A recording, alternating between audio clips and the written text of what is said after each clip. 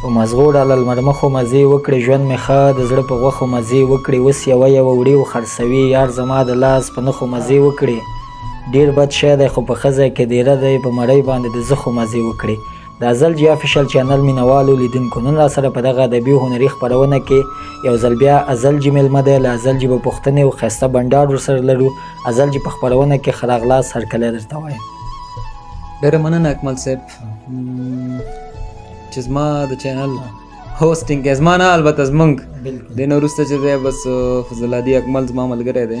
خپله ښه ژورنالست هم دی ښه ایډیټر هم دی ښه کیمرامین هم دی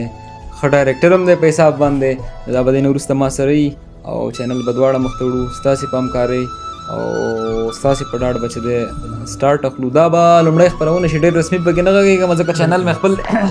سیستم وکړی دی نو داسې به وکړو چې دا به اوله خپرونه کړو ستاسې رایه به واخلو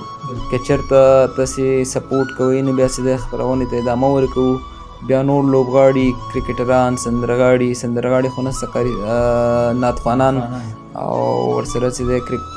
کرکټران هم یو ځل ویلې که نه فټبالران مړه هر بخش کې به چې دی خلک رالو یار خبرې ګډې وډې شوې دا به راخلو بیا به چې دی بنډارونه ورسره کوو کله زه په چکر تلمه څه به شعر و شاعري کوو یوازې شعر و شاعري به هم نه کوو بیا چې دی سړی خفه کېږي او خفګان ډېر ښه نه دی کله کله به ګپ شپ هم پکې لږ دغسې خپرونه به را جوړو او باقي ته وغږېږه بس ازل جی ملګري خو پوه شول چې بس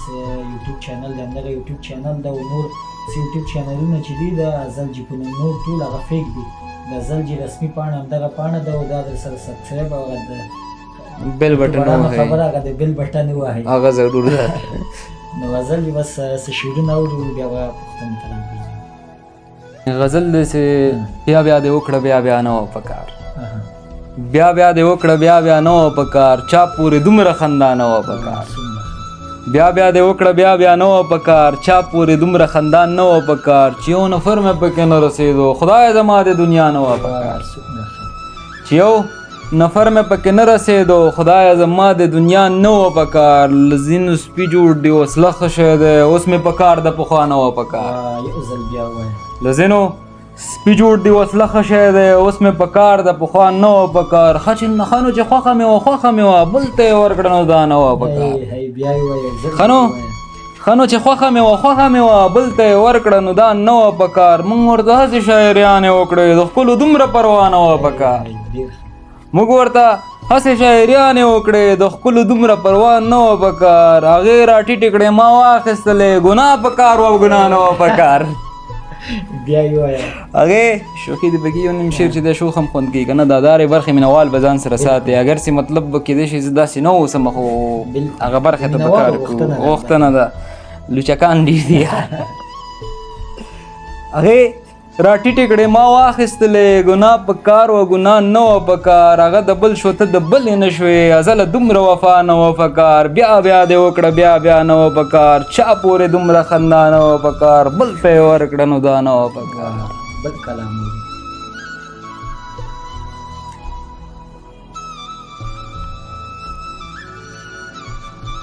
مشکلاتونو ته خفګان ته سړی ولې ژاړي مشکلاتونو ته خفګان ته سړی ولې ژاړي خدای ته دې وژاړي انسان ته سړی ولې ژاړي مشکلاتونو ته خفګان ته سړی ولې ژاړي خدای ته دې وژاړي انسان ته سړی ولې ژاړي په دغه وخت کې نو پښتو سړي کې ولې نه وي غرور یې چېرته ځي جانان ته سړی ولې ژاړي په دغه وخت کې نو پښتو سړي کې ولې نه وي غرور یې چېرته ځي جانان ته سړی ولې ژاړي ما په فلمونو کې لیدلي دي د فلم هلک باران ته ژاړي نو باران ته سړی ولې ژاړي ما په فلمونو کې لیدلي دي د فلم هلک باران ته ژاړي نو باران ته سړی ولې ژاړي ولې دې یو کس بل ته تمه د عمرونو ورکړي ولې دې یو کس بل ته تمه د عمرونو ورکړي چې پوره کېږي نه ارمان ته سړی ولې ژاړي ولې دې یو کس بل ته تمه د عمرونو ورکړي چې پوره کېږي نه ارمان ته سړی ولې ژاړي ازله ولې د زړه حال هر چاته نه ویل کېږي ښه چې یوازې شي بیا ځان ته سړی ولې ژاړي مشکلاتونو ته خفګان ته سړی ولې ژاړي خدای ته دې وژاړي انسان ته سړی ولې ژاړي بل کلام یو به بل پکې وایو بس درې وایي که صحیح ده دا یو څه متفاوت غزل دی ما داسې ډېر ځینو کې نه دی ویلی بیخي فکر کوم اول ځل به ټیک ټاک ته مې لکه یوه ویډیو ترې جوړه کړې وه او زنګ هم راغی ښه هغه ته چې دی عمر دی د دې زنګ کور دی چې عشق مې ناچینګې شه نو دا غزل به چې دی ووایو چې تور تور ماښامونه دي دوه ترې نه راکم کا دا مې یو ځل اورېدلی دا ما ویلی و لږ مې اورېدلی کېدای شي دا یو هلک ترنم کړی و ټیک ټاک ته مې ورکړی و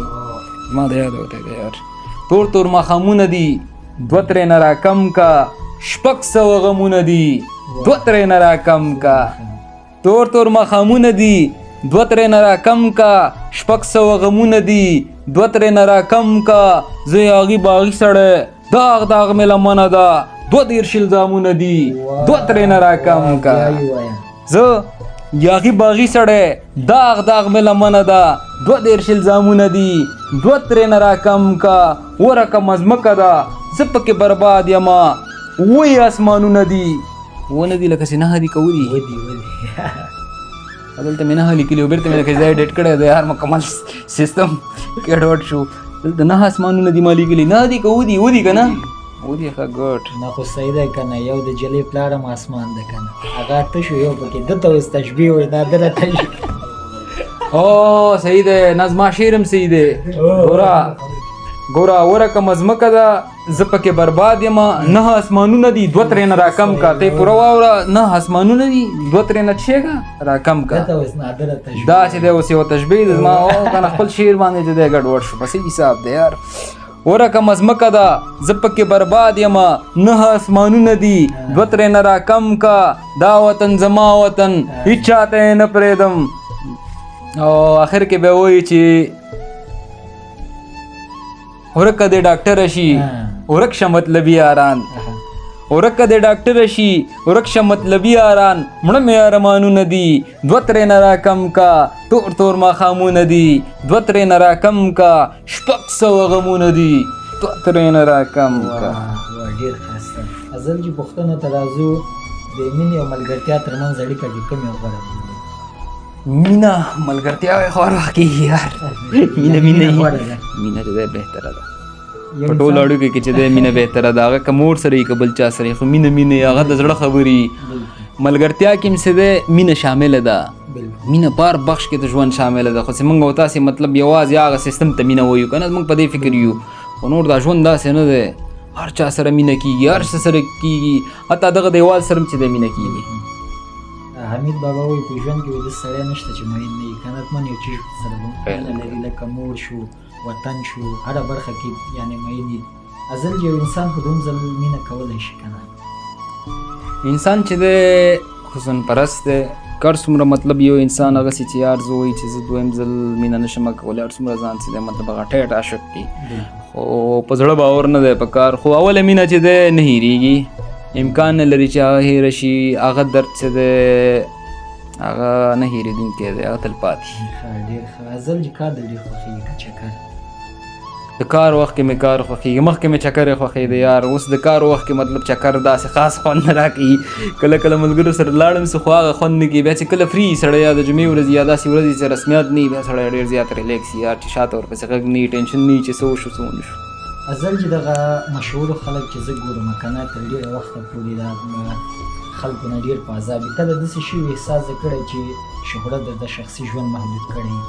تر ډېره پورې محدود کوي بالکل دا منم کله کله د سړي موډ خرابي اکثر به خلک چې دی ګلم کوي اکثر خلک به دا وایي چې تاسې کبرجن یې یا تاسې چې دی غرور کوئ یا داسې نور الفاظ استعمالوي خو دا د انسان طبیعت دی ورځ کې چې دی شپږ طبیعت زما بدلیږي را بدلیږي لکه موسم غوندې چې دی اوړي راوړي نو زما به کله طبیعت خراب وي یو چا ته به وخت نشي ورکولی یو چا ته به ویډیو نشي جوړولی یو چا میسج به نشي ځوابولی نو دا په دې معنا نه ده چې هغه کس بد شو هر انسان چې دی یو مشکلات لري یو هغه لري دا میډیا باندې چې کومه شو شا مطلب د دې ټیک ټاکرانو د دې شاعرانو یا د دې مشهورو کسانو لوبغاړو دا چې دی ریل لایف نه دی دا یو فیک ژوند دی دا دویم ژوند دی هغه اول ریل لایف د ده په اندرون کې دی هغه د ده د وجود په داخل کې دی چې هغه چې دی تر ډېره پورې پټ پاتې کېږي ازل چې د شهرت لپاره کار کوي که د خپل ذوق لپاره ولا شهرت د پارم کار کوم ذوق د پارم کار کوم کله کله ذوق ته شمه چې کله مې هغه شي یو رقم شاعري کوم کله کله شهرت د پاره چې د ټیک ټاک فیسبوک او د مینوالو د پاره د هغوی په ذوق باندې چې دی تر ډېره پوره یې کېږي که درته ووایم چې دغه شوخه شاعري اول نه چې ما سټارټ کړې ده دا چې دی صرف د مینوالو دپاره ما کړې ده یعنی زما هغه ذوق نه دی خو زه چې دی مطلب تر ډېره پورې د دوی په ذهنونو باندې ما دا دنیا لیدل هر رقم خلکو سره ناست یم نو هغه د دوی مایند مې ما چې دی جج کړی ځان سره مې چې د قضاوت پې کړی چې د دوی څه خوښېږي څه نه خوښېږي چې په شعر کې ورته راوالم بیا خبره ترې عشق کې نه چینګې خپله پوهېږي نو یعنې اوس پکې راګي اوس پکې راغلي غزل جي کوم فلم دې خوښېږي فلمونه مې د شاهرخ خان خوښېږي او چې هغه یو فلم یې خو دلواله دلهنیا لے جاینګه مې چې دی 15 ځلې کتلی دی هغه مې ډېر زیات خوښېږي هغه لب سټوري د مینې کیسه ډېره زیاته ښه ده حتی په شعر کې مې هم ځای ورکړی وی چې شاهرخ کاجل غېږه کې ونیوله فلم ختمېږي ما ته ته یادېږي زړه مې خوږېږي ما ته ته یادېږي باران ورېږي ما ته ته یادېږي غزل جي کوم حالت کې ځان ډېر ارامه احساسوي ولا زه په خپل حالت هم کله کله نه پوهېږم مطلب کله کله داسې وي که نه چې په ډک مجلس کې خوشحاله یم کله کله بیا یوازیتوب کې خوشحاله یم کله کله بیا دواړو کې خفه یم کله کله چکر کې مطلب خفه شم هغه ټول چکر هر څه بنډاري څه شم غزل جي د ژوند تر ټولو سخته پرېکړه ده څه ده چې تا نیولې سخته پرېکړه یعنې د دوحۍ کې قرار ولري هغه د یو کس نه شاته کېدل هغه خپل ژوند خوشحالۍ او آرام او سکون ته پرېښوستل غزل جي مینه کې صداقت مهم دی که پیسه دواړه ډېر کم اوس وخت کې خو چې دی پیسه پکې مهمه ده چې رښتیا خبره درته وکړمه صفا خبره درته وکړمه او مخکې چې دی صداقت پکې مهم و اوس چې دی تر ډېره پورې چې دی دوی د مینې نوم ورکوي خو هغه اصلي مینه نه ده چې په پیسو باندې کېږي هغه چې دی بس غزل جي کوم حالت کې ډېر غوسه کېږي ډېر غوسه درځي ولا که چې په خپلې غوسې باندې پوهېږم چې څه خو چې یو څه زما مایند کې که نه زما په ذهن کې یو خبره ده چې دا کار دې داسې وشي او هغه کس چې دی زما په ذهن باندې پوه نه شي او هغه سرچپه رواني بیا هم څه دی ښه ډېر ښه غزل جي څه شعرونه اورو بیا به خپرونه نه وغواړو داسې به وکړو ښه شعرونو کې به اخري هم دغه 3 شعره ورته چې دی هغه کو سیستم کې کو او نور به چې دی دا خپرونه 100 منټه شوه خزا ښه شوله دا به چې دی بس سیټ اپ دا ډېر ښه راځي د اخري خبرې دا کومې چې اوس مونږ وکړې دا هم پکې نه کټ کړو دا هم ور واچو خپرونه دې جوړو لکه ما ته چې ګپ شپ ته ناست یو لکه بیخي هغه اوله خپرونه لکه اول